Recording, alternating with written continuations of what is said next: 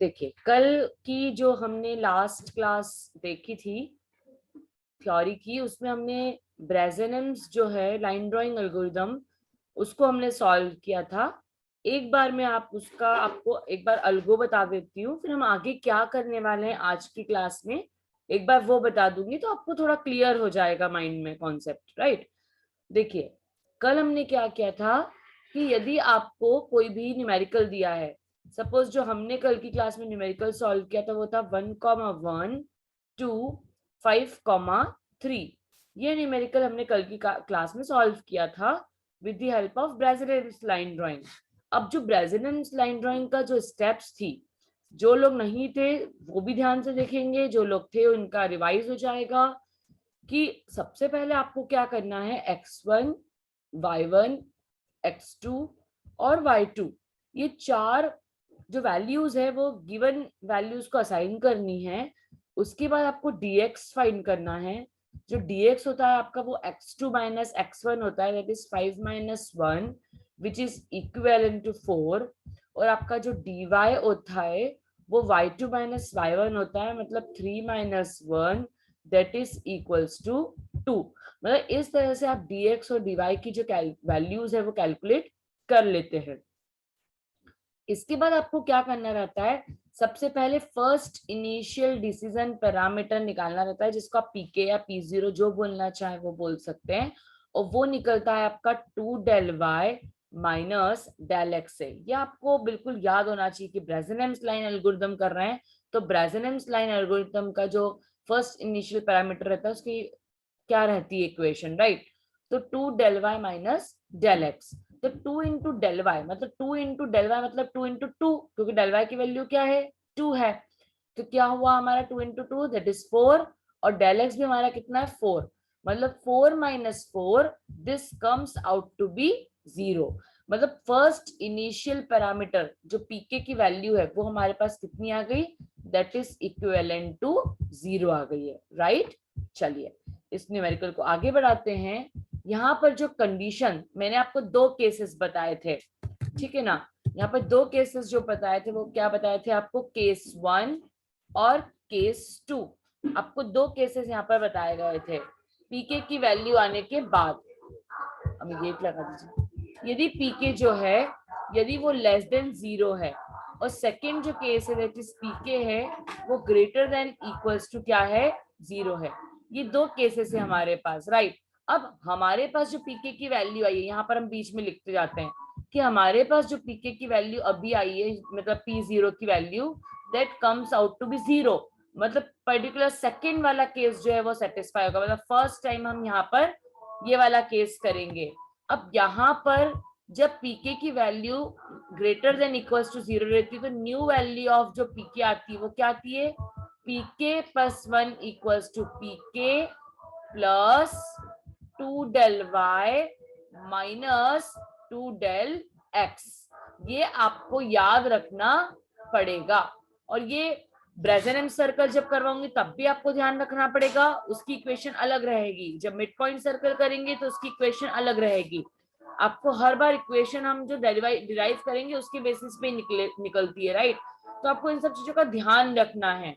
तो अब आपकी पीके की वैल्यू क्या थी यहाँ पर, 0, प्लस अब 2 इंटू डेल वाई, अब डेल वाई की वैल्यू क्या थी आपकी 2, तो हो गया 4, और माइनस 2 इंटू डेल एक्स मतलब 2 इंटू 4 मतलब 8, तो 4 minus 8 that comes out to be minus 4।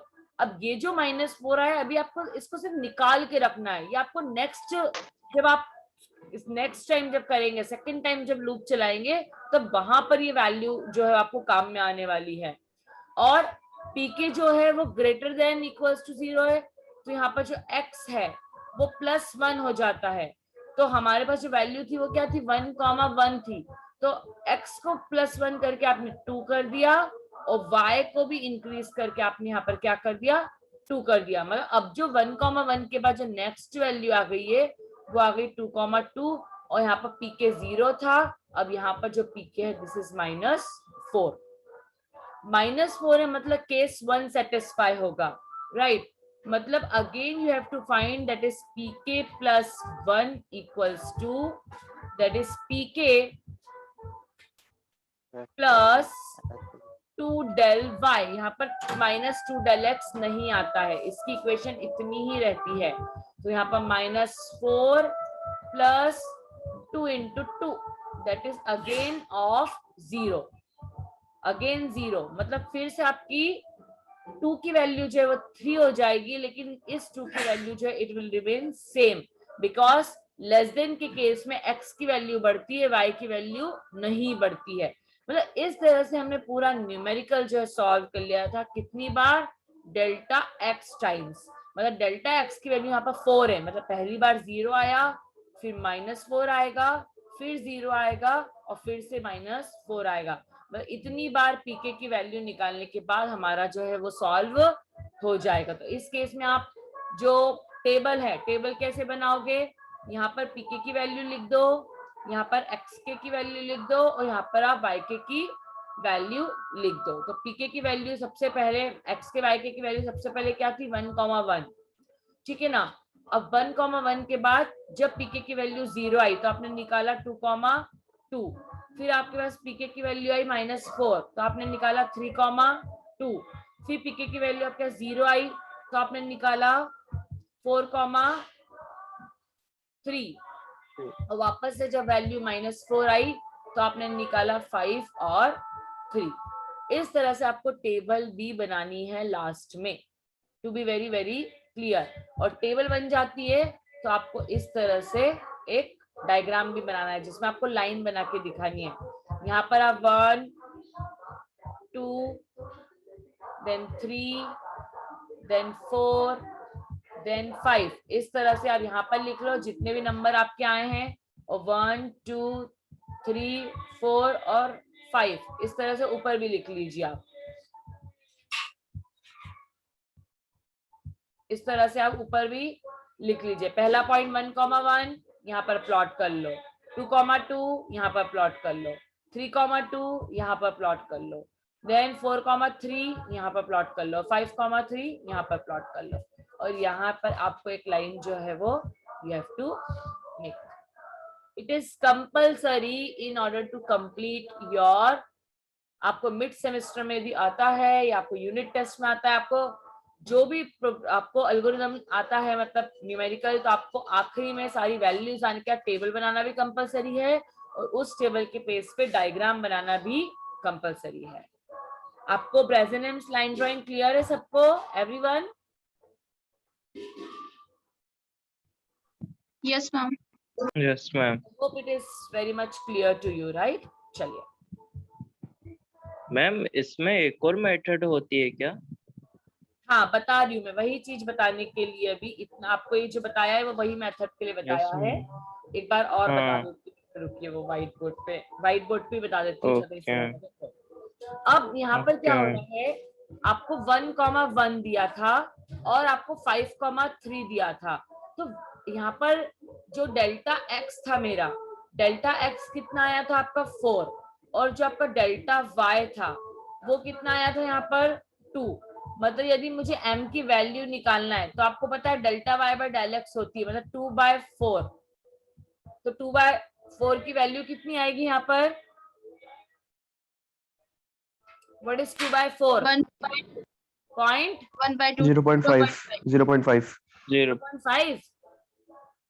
Yes ma'am 0.5। पक्का 0.5 आएगी? मेरा मैथ्स कमजोर है कि तुम्हारा है? 1/2। हाँ 1/2 मतलब 0.5 क्या है आपका? m। तो m यहाँ पर क्या हो रहा है? ग्रेटर देन 1 है।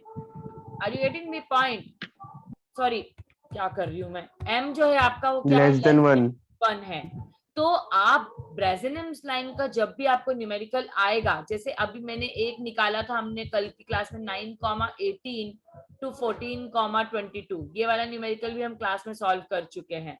तो इसमें m की वैल्यू निकालो क्या आ रही है, इसमें m की वैल्यू निकालो क्या आ रही है? डेल y मतलब 4 और 4 डिवाइडेड बाय 5, तो अगेन इट इज m जो है यहाँ पर लेस देन 1 है। 0.4 जी 0.8 यस 0.8 0.8 जी। तो यहाँ पर again m is less than 1, मतलब कल की क्लास में जो हमने ब्रेजेनेम्स सॉल्व किया था that is Bresenham's for m less than 1। इसका मतलब आपको एक चीज बहुत ज्यादा ध्यान रखना है कि जब भी ब्रेजेनेम्स का क्वेश्चन आएगा, सपोज आपको क्वेश्चन आता है, अभी हम क्लास में सॉल्व भी करेंगे, 0 0 to 6,7, if we solve Bresenham's like this 0 0 to 6,7, अब यहाँ पर निकालो वैल्यू जरा, आपकी डेल्टा x कितनी आ जाएगी यहाँ पर 6, और आपकी जो डेल्टा y कितनी आएगी आपकी यहाँ पर 7, और आपकी m की 7 जो वैल्यू है वो क्या हो जाएगी 7/6, और इस केस में आपका जो m है वो क्या है, m is greater than 1। Are you getting my point? yes Yes, ma'am. Yes, ma'am. तो आप एक चीज ध्यान रखना, जब भी 1.16 आपको क्वेश्चन आता है, न्यूमेरिकल आता है आपको एग्जाम में, तो सबसे पहले m चेक कर लेना लेस देन 1 या ग्रेटर देन 1 है। यदि m लेस देन 1 है तो अभी जो मैंने आपको अभी मेथड बताई 1,1 to 5,3 आपको उसके हिसाब से वो वाले फॉर्मूले लग के सॉल्व करना है। और यदि m की यदि m की वैल्यू जो है वो ग्रेटर देन 1 आती है तो उसको बोलते हैं ब्रेजेनेम्स जनरलाइज्ड एल्गोरिथम, ब्रेजेनेम्स जनरलाइज्ड एल्गोरिथम। और याद रखना कई बार आपको एग्जामिनर्स पूछते नहीं है, बताते नहीं है कि ये जनरलाइज मेथड के लिए आपको सॉल्व करना है, आपको खुद m की वैल्यू निकाल के चेक करना पड़ेगा कि whether you are performing for, मतलब whether you have to perform for m less than 1 और m ग्रेटर देन 1, ये आपको खुद चेक करना पड़ेगा। क्यों? क्योंकि आपके पास डेल्टा y और डेल्टा x की वैल्यू पता है आपको, और डेल्टा y और डेल्टा x की यदि वैल्यू पता है तो आप उसके बेसिस पर आपको समझ में आ सकता है कि मुझे कौन सी मेथड जो है वो अप्लाई करनी है। ठीक है, चलिए पहले थोड़ा सा इसमें अपन इसको वाइंड अप कर लेते हैं, फिर शुरू करते हैं।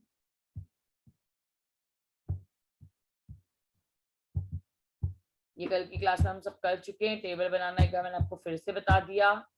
हाँ, अब एडवांटेज और डिसएडवांटेज क्या है किसके, ब्रेजेनेम्स के। ब्रेजेनेम्स का सबसे अच्छा एडवांटेज है कि अरिथमेटिक्स, इंटीजर अरिथमेटिक को प्रायोरिटी पे लेता है ये, उसी का मतलब उसमें most of the time involvement क्या है, अरिथमेटिक फंक्शंस का है, इसलिए ये थोड़ा सा सिंपल होता है। फिर इट अवॉइड डुप्लीकेट पॉइंट्स, तो डुप्लीकेट पॉइंट तो डीडीए में भी नहीं आते हैं वैसे, डुप्लीकेट पॉइंट ना डीडीए में आते हैं ना ब्रेजेनेम्स में आते हैं, क्योंकि अपन लास्ट पॉइंट को लेकर ही नेक्स्ट पॉइंट निकालते हैं, तो हर बार आपको नया पॉइंट ही मिलता है, तो डुप्लीकेट पॉइंट का कोई फंडामेंटल है ही नहीं यहाँ पर।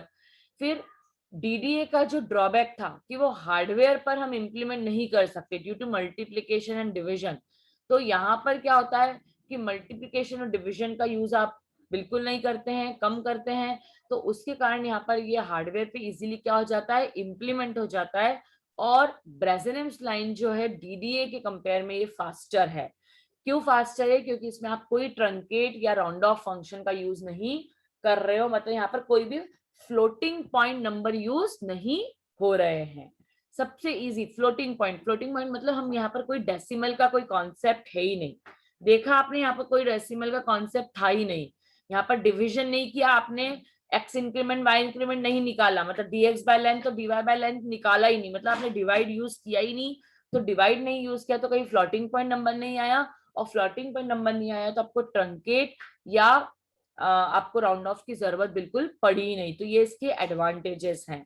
और बस डिसएडवांटेजेस इतना है इसका ब्रेजेनेम्स लाइन का कि इसमें स्मूथ लाइन जो है वो ड्रॉ, मतलब हमको जब स्मूथ लाइन ड्रॉ करना रहती है तो स्मूथ लाइन ड्रॉ जो है ब्रेजेनेम्स के केस में नहीं होती है, आपको कुछ दूसरे एल्गोरिथम्स का यूज करना पड़ता है स्मूथ लाइन को ड्रॉ करने के लिए। तो ठीक है, ये कुछ एडवांटेज डिसएडवांटेज आपको याद रखना है। वैसे तो एग्जाम में बहुत कम पूछते हैं डीडीए और ब्रेजेनेम्स में डिफरेंस, लेकिन हमें पता होना चाहिए, तो डीडीए का फुल फॉर्म लिख दीजिए कि डीडीए जो है वो डिजिटल डिफरेंशियल एनालाइजर एल्गोरिथम होता है, और ये डिजिटली नंबर्स को प्लॉट करता है विद द डिफरेंशिएशन कॉन्सेप्ट्स। पर ब्रेजेनेम्स में जो है वो फिक्स्ड पॉइंट मतलब इंटीजर अरिथमेटिक यूज होता है, इसमें हम कोई राउंड ऑफ या कोई ट्रंकेट वगैरह यूज नहीं करते, ये इसका हो सकता है। फिर डीडी एल्गोरिथम में आप मल्टीप्लिकेशन डिवीजन का यूज करते हो एट इनिशियल बट ब्रेसिनम्स में हम यूज नहीं करते हैं, मतलब कम यूज करते तो यहाँ पर भी हम मल्टी डिविजन तो यूज नहीं करते हैं ब्रेसिनम्स में, पर मल्टीप्लीकेशन जरूर यूज होता है ब्रेसिनम्स में। फिर डीडीए स्लो है, ब्रेसिनम्स फास्टर है।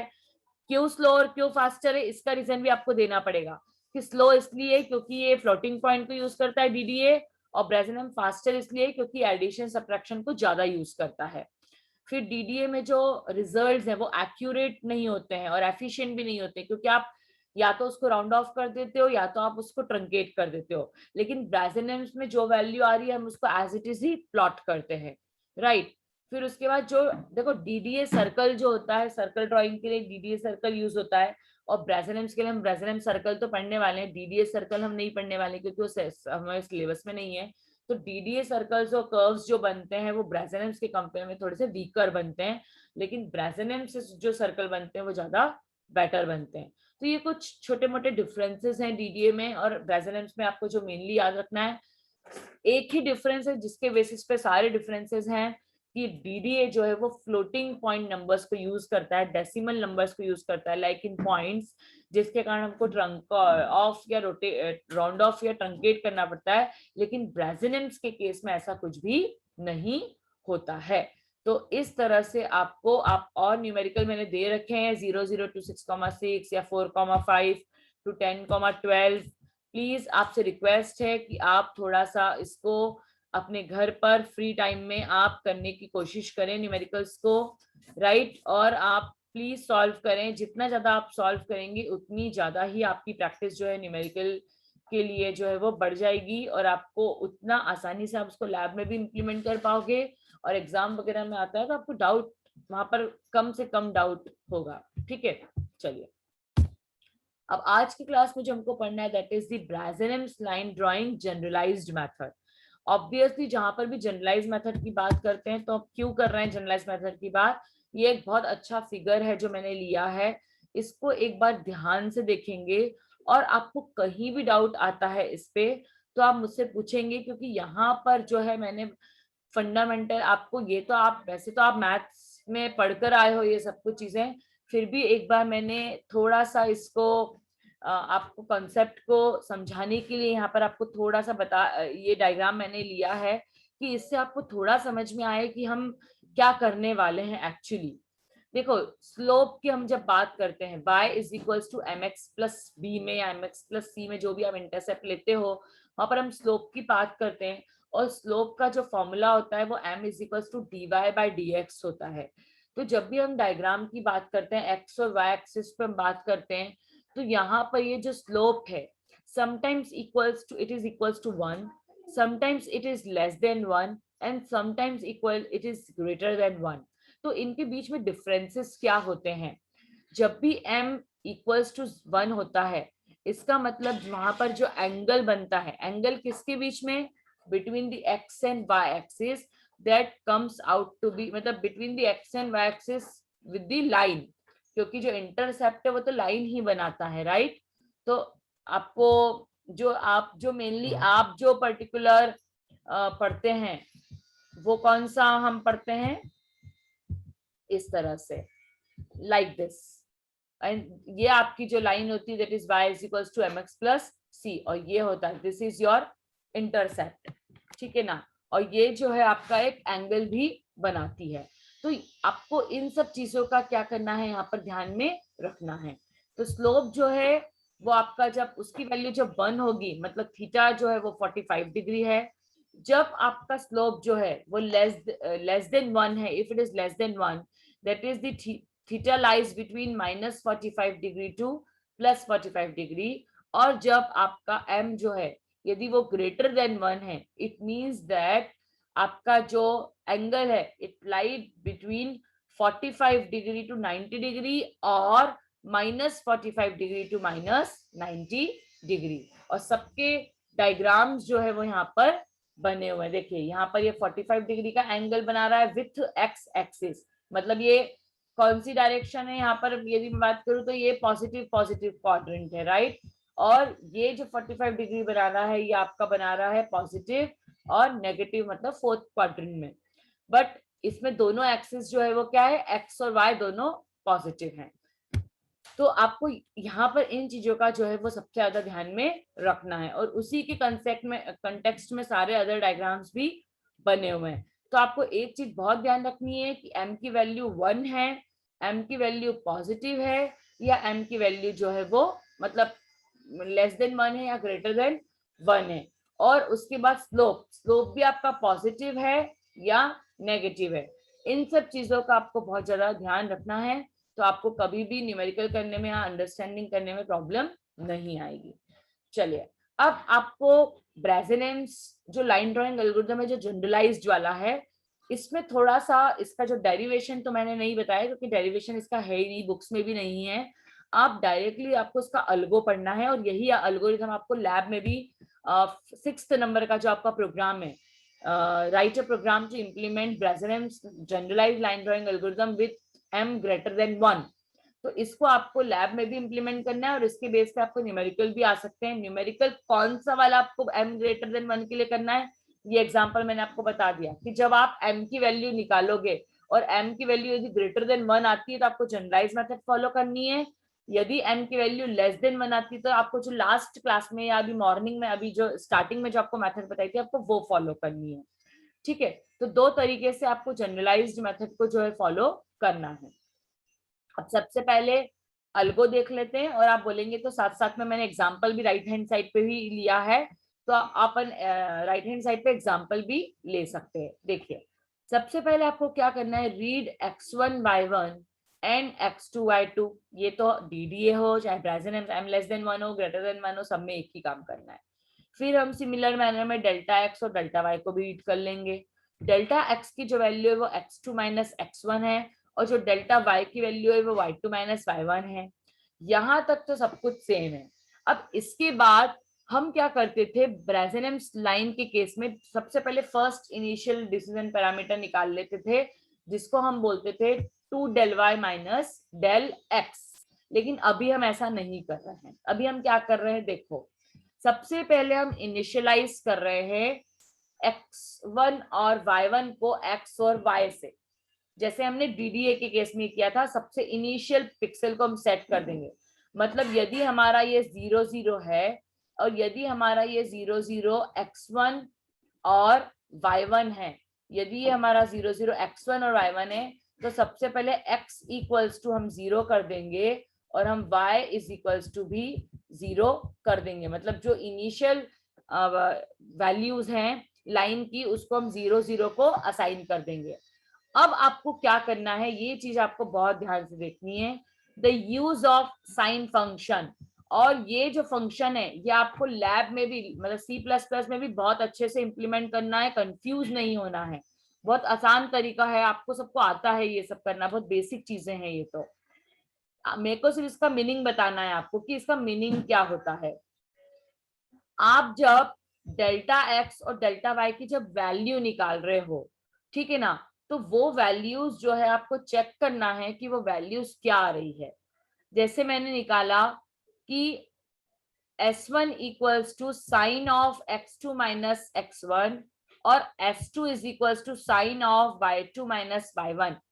मतलब यदि x2 माइनस x1 जो है 6 माइनस 0 है, मतलब पॉजिटिव वैल्यू है, तो s1 की वैल्यू में रखूंगी 1। और यहाँ पर साइन जो है s1 माइनस 0 की, मतलब पॉजिटिव है, जो इसका रिजल्ट s आया, और s जो है पॉजिटिव है, तो s2 की वैल्यू भी मैं रखूंगी 1। तो आपको एक साइन फंक्शन बनाना है। तो साइन फंक्शन बनाने में आपको क्या करना है, वैल्यूज को पुट करना है। यदि वैल्यू जो है if it is less then 0, then you have to write or you have to consider the value of s1 and s2 as -1। फिर बता रही हूं मैं एक बार इस चीज को, आप जो भी डेल्टा x और डेल्टा y की वैल्यू निकालते हो, यदि डेल्टा x और डेल्टा y की वैल्यू यदि नेगेटिव, मतलब यदि लेस देन 0 आती है, तो आपको s1 और s2 की वैल्यू जो कंसिडर करनी है दैट इज -1। यदि आपको वैल्यू इक्वल्स टू 0 आती है तो आपको वैल्यू कंसिडर करनी है 1। और यदि वैल्यू जो है आपकी यदि ग्रेटर देन 0 आती है तो आपको, सॉरी, 0 के केस में 0 कंसिडर करनी है, और ग्रेटर देन आती है 0 तो आपको उस केस में उसको 1 कंसिडर करनी है। मतलब आपको अब साइन से पता करना है कि आपको काम कैसा करना है। ठीक है, देखो यहाँ पर साइन फंक्शन Yes, जो है ma'am. मैंने क्लियरली मेंशन करके रखा है। क्या हुआ बेटा, कोई डाउट है? अदरवाइज म्यूट कर लीजिए। साइन फंक्शन जो है, साइन फंक्शन क्या है कि आपको साइन फंक्शन जो है वो क्या वैल्यू रिटर्न करेगा, -1, 0 या 1, depending upon the sign of S1 and S2 की वैल्यूज, राइट। तो यहाँ पर हमको वैल्यू से मतलब नहीं है कि वैल्यू 6 आ रही है या 7 आ रही है, हमको वैल्यू से मतलब नहीं है, उस वैल्यू का साइन क्या आ रहा है हमें टोटली उससे मतलब है। ठीक है, तो आपको साइन फंक्शन जो है वो लगाना है स्टेप नंबर 4 में। अब देखो वापस से एक बार अल्गो देख लेते हैं। इतना आसान नहीं है, थोड़ा सा टिपिकल ही algorithm. x1 y1 x2 y2 को रीड कर लो, डेल्टा x डेल्टा y की वैल्यूज निकाल लो, फिर इनिशियल वैल्यू आप x1 y1 की आप x और y में डाल दीजिए, फिर आप साइन फंक्शन निकाल लीजिए, मतलब इससे S1 और S2 की वैल्यूज आ जाएगी। यदि पॉजिटिव है तो 1 आ जाएगा, नेगेटिव है तो ये आ जाएगा। इसके बाद आपको चेक करना है, इसके बाद आपको क्या करना है, इसके बाद आपको चेक करना है the value of delta x and delta y। अब देखो आपको यहाँ पर लूप इफ एल्स लगाना है। यदि आपकी डेल्टा y की जो वैल्यू है यदि वो ग्रेटर है, देखो इस केस में क्या है, ऑब्वियसली 7 इज ग्रेटर देन 6, और 7 जो वैल्यू है वो किसकी है, डेल्टा y की है। मतलब यहाँ पर y की वैल्यू ग्रेटर है, तो y की वैल्यू यदि ग्रेटर है तो उस केस में आपको एक्सचेंज करना है। मतलब कुल मिला के लेमन लैंग्वेज में कहूँ तो आपको डेल्टा x को हमेशा बड़ा रखना है, डेल्टा y को हमेशा छोटा रखना है। और यदि डेल्टा y यदि बड़ा है तो डेल्टा y और डेल्टा x की वैल्यू को आप एक्सचेंज कर दीजिए। तो देखो if delta y is greater then delta x, यदि डेल्टा y ग्रेटर है डेल्टा x से, तो हमें क्या करना है, डेल्टा x छोटी हो गई, हमें ये एक्सेप्ट नहीं करना है, हमें डेल्टा x को हमेशा बड़ा रखना है। तो डेल्टा x को बड़ा रखने के लिए exchange the values of delta x and delta y। मतलब इस केस में अब डेल्टा x जो है वो क्या बन जाएगा आपका 7। देखो यहाँ पर लिखा है डेल्टा x बन जाएगा 7 और डेल्टा y बन जाएगा 6। यदि डेल्टा y ग्रेटर है डेल्टा x से तो आपको एक्सचेंज करना है। और यहाँ पर देखो एक्सचेंज हुआ है, एप्लीकेबल है ये, तो exchange equals to 1 else exchange equals to 0। मतलब एक्सचेंज हुआ है तो आप उसको 1 लिखेंगे, एक्सचेंज नहीं हुआ है तो that comes out to be 0। मतलब इस पर्टिकुलर स्लाइड से हमने कुल मिला के ये सीखा कि डेल्टा x और डेल्टा y की वैल्यू को कंपेयर करेंगे। यदि डेल्टा x ग्रेटर है तो कोई बात नहीं, यदि डेल्टा y ग्रेटर है तो इट इज नॉट एक्सेप्टेबल, आपको दोनों की वैल्यू को एक्सचेंज करना है। अब हमारा अल्गो एक्चुअली शुरू होता है। अगेन फर्स्ट इनिशियल पैरामीटर जो यहाँ पर ई से डिनोट करा है, कोई बात नहीं, ई से डिनोट किया, यहाँ पर ई से डिनोट किया है, तो अगेन जो ई है आपका वही है जो सेम m लेस देन 1 के लिए था, that is 2 del y minus del x। ठीक है, सेम है 2 del y minus del x, कोई दिक्कत नहीं है। फिर फर्स्ट वैल्यू को प्लॉट कर लिया। अब 2 del y minus del x कोई बता सकता है कैसे निकालेंगे यहाँ पर, तो यहाँ पर क्या हो जाएगा 2 into what is the value of del y, exchange करने के बाद del y की वैल्यू थी 6 और del x की वैल्यू बन गई थी 7। 7 that e comes out to be 5. Are you getting my point? Yes, ma'am. Again, okay. अब यहाँ पर आपको क्या करना है, you have to check while e is greater than 0, आपका e जो है वो greater than equals to 0 है, और क्योंकि 5 जो है वो बड़ी वैल्यू है। और यहाँ पर एक्सचेंज हुआ था क्या आपका, यस आपका एक्सचेंज हुआ था। तो if exchange equals to 1 then x equals to x plus s1। मतलब x की वैल्यू क्या थी मेरी 0 0 थी, x की वैल्यू 0 और y की वैल्यू भी 0, तो यहाँ पर आ जाएगा 0 प्लस 1। 1 क्यों आएगा, क्योंकि पॉजिटिव वैल्यू थी, तो तो वैल्यू जब भी ग्रेटर देन 0 रहेगी तो आपका रिजल्ट क्या आएगा, 1 आएगा। तो 0 + 1 मतलब ये वैल्यू बन गई 1। अब आ रही है बात समझ में। और ये एल्स में जाएगा क्या, एल्स में जाएगा क्या, नहीं जाएगा। क्यों, क्योंकि एक्सचेंज तो हुआ है। एल्स में कब जाना चाहिए, जब एक्सचेंज नहीं हुआ होता। ठीक है, तो ये तो एक्सचेंज जो है ये एक्सचेंज में जाएगा, तो एल्स पार्ट में तो जाएगा ही नहीं। और आपको न्यू वैल्यू ऑफ ई पता करनी है, तो न्यू वैल्यू ऑफ ई का फॉर्मूला अलग है, मैंने बोला था आपसे। तो new value of e is equal to e minus 2 delta x. What is the value of e, तो 5, और 5 minus 2 into 6, sorry delta x क्या है हमारा, एक्सचेंज करने के बाद 7 है। तो यहाँ पर 5 minus 14 that is minus of 9। आई बात समझ में, माइनस ऑफ 9। एक मिनट टाइम देख लो कितना बचा है, 5 मिनट्स बचा, ठीक है। Yes ma'am. अब माइनस ऑफ 9 मतलब अब आपका जो वाइल लूप में नहीं जाएगा, क्योंकि यहाँ पर देखो ई की वैल्यू जो है ग्रेटर देन इक्वल्स टू 0 थी, इसलिए ये एक्सचेंज इक्वल्स टू 1 हुआ और एक्स की वैल्यू कैलकुलेट की आपने। पर यदि ऐसा नहीं होता है पर एक्सचेंज हुआ है तो आपको y की वैल्यू अब इंक्रीज करनी है, एल्स आपको x की वैल्यू इंक्रीज करनी है, राइट। तो अब इस केस में क्या होगा, अब y की वैल्यू क्या हो जाएगी, y क्या था इनिशियली 0 और y2 माइनस y1 भी पॉजिटिव वैल्यू थी, मतलब यहाँ पर s2 की वैल्यू क्या आएगी, साइन की वैल्यू 1, तो दिस विल बिकम 1। मतलब पहले आपने क्या किया था, x की वैल्यू 1 निकाल ली, अब आपने y की वैल्यू 1 निकाली, मतलब 0 0 के बाद जो नेक्स्ट पॉइंट आएगा दैट इज 1, 1।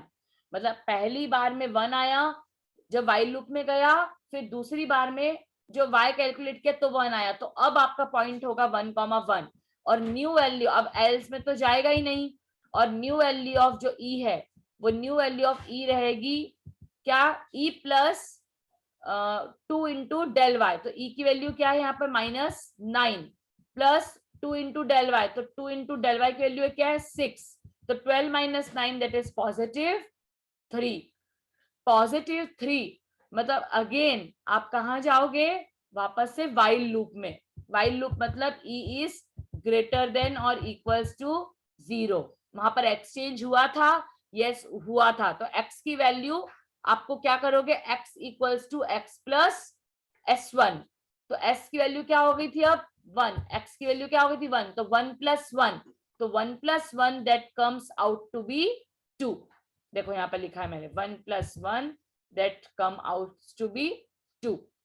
और new value of e, new value of e, तो e का क्या फॉर्मूला था वो आपको यहाँ पर पुटअप करना है, जो किसके केस में था, वाइल लूप के केस में। अब वाइल लूप के केस में e का फॉर्मूला क्या था यहाँ पर, e is equal to e minus 2 into delta x. अब यहाँ पर e की वैल्यू क्या है 3, तो 3 माइनस 2 इंटू डेल्टा एक्स, तो आपका e आया -11। अगेन माइनस की वैल्यू आ गई, तो माइनस की वैल्यू आई तो अगेन एक्सचेंज इक्वल्स टू 1 और y को इंक्रीज करोगे तो दूसरी वैल्यू आ जाएगी 2, 2। इस तरह से आपको फॉर्मूले को करते जाना है और आगे बढ़ते जाना है, ज्यादा टाइम नहीं बचा है। आप इसको मैं आपको नेक्स्ट क्लास में बताती हूँ, ठीक है। मैं पहले अटेंडेंस ले लूं फिर अपन कंटिन्यू करते हैं।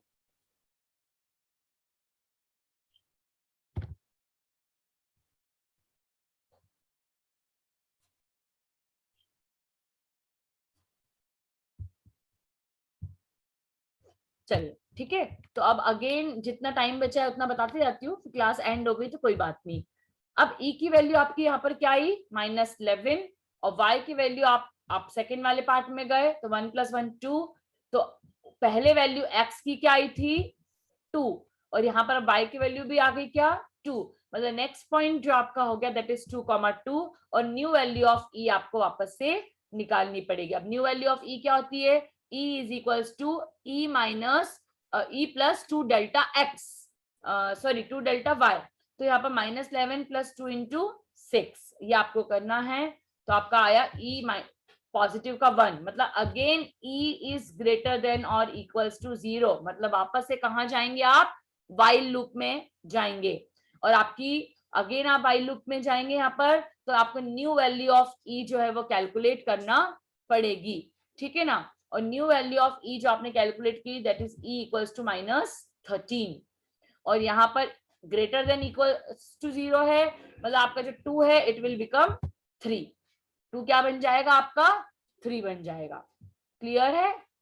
उसके बाद यहाँ पर नेक्स्ट स्टेप में जाएंगे, e की वैल्यू थी -13 और यहाँ पर y की वैल्यू भी निकाली 3, मतलब आपका पहला पॉइंट था 1,1, दूसरा आया 2,2 और अब आया 3,3। फिर न्यू वैल्यू आपने निकाली -1। अब देखो यहाँ पर अब वैल्यू -1 आ गई है, मतलब देखो अभी तक e की वैल्यू कैसे आ रही थी, पहले पॉजिटिव आई फिर नेगेटिव आई, फिर पॉजिटिव आई फिर नेगेटिव आई, फिर पॉजिटिव आई फिर नेगेटिव आई।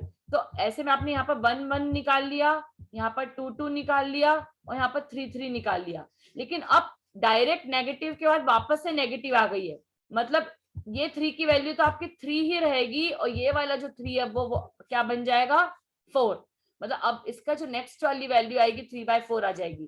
तो यहाँ पर देखो आपने x को कोई इंक्रीज नहीं किया, y इज इक्वल टू 3 के बाद सीधे y इज इक्वल टू 4 जो है आपका यहाँ पर आ गया।